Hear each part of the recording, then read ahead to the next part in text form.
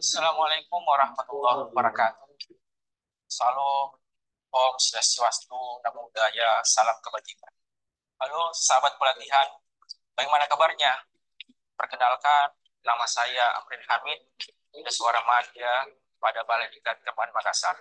Akan membersamai sobat pelatihan dalam satu sesi dalam pelatihan ini aplikasinya, yaitu dalam materi konsep kasih. Nah, sebelum kita bersama-sama mempelajari tentang konsep ini, supaya persepsi kita sama dalam publikasi ilmiah, saya ingin menyampaikan suatu kalimat, yaitu knowledge is like a garden. If it's not cultivated, it cannot be harvested. Artinya, pengetahuan itu adalah sebagai taman, jika tidak dikelola, didayakan, maka kita tidak akan menghasilkan apa-apa, kita tidak akan panen.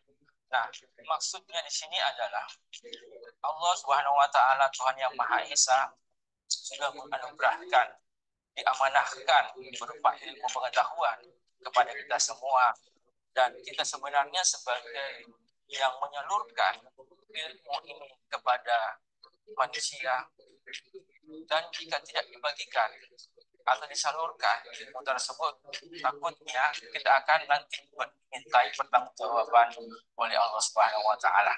Nah, salah satu yang dapat kita lakukan dalam melaksanakan atau menjaga amanah ini yang berupa ilmu yang dititipkan oleh Tuhan Allah Subhanahu wa Ta'ala, maka salah satu yang dapat kita lakukan adalah melalui tulisan. Jadi ilmu itu tidak dapat terdokumentasi jika tidak ditulis. Nah, sahabat pelatihan, substansi publikasi ilmiah bagi guru madrasah, publikasi ilmiah bukanlah suatu hal yang sulit. Yang sulit itu adalah bagaimana membangun motivasi dan percaya diri untuk mengembangkan potensi untuk dapat kita berkarya. Kesulitan lain antara lain adalah karena tidak pernah kita mulai menulis, tetapi sudah mengakui tidak mampu terhadap apa yang akan kita tulis. Oleh karena itu, mulai sekarang kita harus menulis. Mengenai materi pokok dalam konsep publikasi ilmiah ini, ada 3 bagian. Yang pertama adalah konsep dasar publikasi ilmiah bagi guru. Kemudian yang kedua adalah bagaimana angka kreditnya, dan yang ketiga adalah bagaimana kriteria publikasi ilmiah itu, apakah termasuk apik dalam kriteria publikasi ilmiah. Kita masuk ke pengertian publikasi ilmiah. Publikasi ilmiah di sini adalah bagaimana sistem publikasi yang dilakukan berdasarkan review dalam rangka untuk mencapai tingkat objektivitas setinggi mungkin. Sistem ini bervariasi tergantung bidang kita masing-masing dan selalu berubah terus-menerus. Meskipun seringkali secara perlahan sebagian besar karya akademis diterbitkan dalam jurnal ilmiah atau dalam bentuk buku. Ini definisi ini kita dapat peroleh pada Wikipedia tahun 2019, dan kemudian menurut Barnett tahun 2010 menyatakan bahwa publikasi adalah membutuhkan konten yang diperuntukkan bagi publik atau Kita masuk ke jenis-jenis publikasi ilmiah. Ya, ada 3 bagian. Yang pertama itu presentase pada forum ilmiah. Yang kedua, publikasi hasil penelitian atau gagasan inovatif pada bidang pendidikan formal. Kemudian yang ketiga, publikasi dalam bentuk buku teks pelajaran, buku pengayaan, pedoman guru, dan buku bidang pendidikan. Kita masuk ke bagian pertama tentang forum ilmiah, yaitu persentase guru pada forum ilmiah. Guru seringkali diundang untuk mengikuti seminar ataupun pertemuan ilmiah, dan tidak jarang Bapak Ibu juga dimintai untuk memberikan persentase baik sebagai pemprasaran atau membahas yang mempresentasikan suatu materi pada pertemuan ilmiah tersebut. Gunanya adalah untuk keperluan Bapak Ibu sebagai guru, di mana Bapak Ibu harus membuat prasaran ilmiah tersebut dengan baik dan dapat dipahami oleh peserta di forum tersebut. Prasaran ilmiah di sini adalah pemaparan hasil penelitian, berupa gagasan, ulasan, atau tinjauan ilmiah melalui forum ilmiah seperti seminar yang saya sampaikan tadi. Kemudian selanjutnya adalah hasil penelitian dan gagasan inovatif, yaitu berupa hasil penelitian atau gagasan inovatif. Ada 4 bagian di sini yang harus kita pahami dan harus kita teliti dalam menyiapkan gagasan inovatif ini. Yang pertama adalah laporan hasil penelitian itu sendiri, yaitu isi laporannya dari hasil penelitian yang dilakukan oleh Bapak Ibu pada bidang pendidikan. Ya, tidak boleh keluar dari itu, yang telah dilaksanakan oleh Bapak Ibu di madrasah dan sesuai dengan tupoksinya. Dalam hal ini adalah penelitian tindakan kelas. Kemudian yang kedua mengenai tinjauan ilmiah. Nah, publikasi ilmiah yang berisi ide gagasan Bapak Ibu dalam upaya mengatasi berbagai masalah pendidikan yang ada di madrasah Bapak Ibu.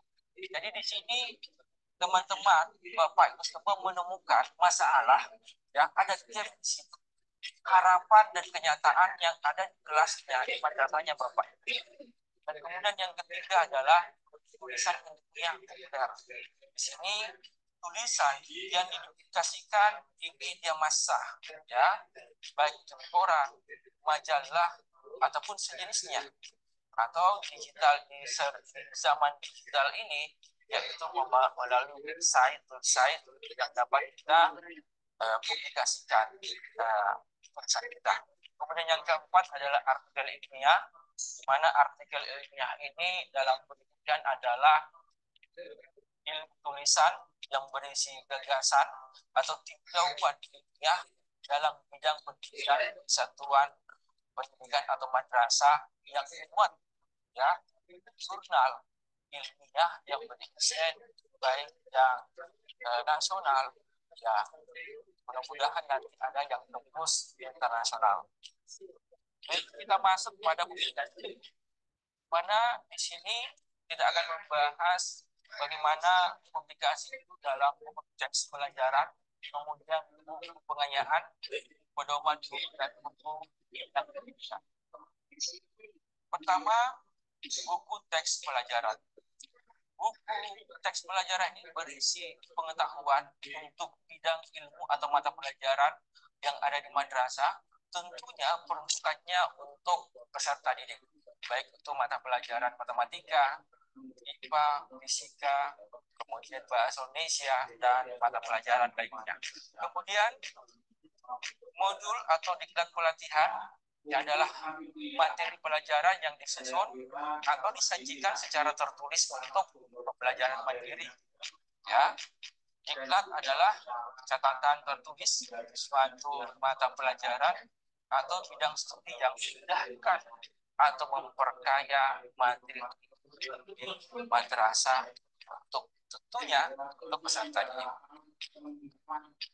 Selanjutnya untuk pedoman buku pedoman adalah berisi rencana kerja tahunan yang meliputi upaya meningkatkan atau perbaikan kegiatan perencanaan, pelaksanaan, dan evaluasi pembelajaran dalam suatu madrasah. Untuk karya terjemahan adalah tulisan yang dihasilkan dari penerjemahan buku atau buku dalam bidang pendidikan dari bahasa asing atau bahasa daerah ke bahasa Indonesia ataupun sebaliknya. Selanjutnya tentang buku dalam bidang pendidikan. Buku dalam bidang pendidikan di sini adalah buku yang berisi uraian tentang pendidikan secara umum. Bapak Ibu yang saya banggakan, kita masuk ke angka kredit. Ya, angka kredit ini sangat penting bagi kita semua untuk mempersiapkan apa-apa saja yang harus dibuat dalam memenuhi angka kredit khususnya untuk aplikasi ilmiah. Untuk jabatan guru pertama, golongan 3A, jabatan guru pertama 3B belum dipersyaratkan untuk membuat publikasi. Ya. Sedangkan dan guru pertama dan selanjutnya itu dipersyaratkan. Nah, dan juga angka kreditnya berbeda-beda. Nah, ya, jumlah angka kredit yang harus disiapkan adalah 4 angka kredit, kemudian gaji ketiga itu 6, kemudian 8, kemudian Madya 4A ke Madya 4B adalah 12, kemudian dan 4C 12, dan Madya 4C utama adalah 14, dan utama 4D ya, utama 4D 4G itu 20 angka kredit. Demikian sobat pelatihan pembahasan kita pada sesi ini. Kita akan lanjutkan pada video. Assalamualaikum warahmatullahi wabarakatuh.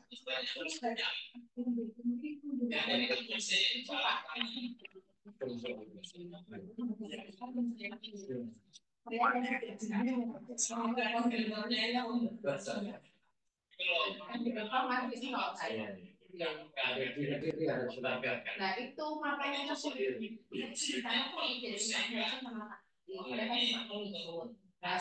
saya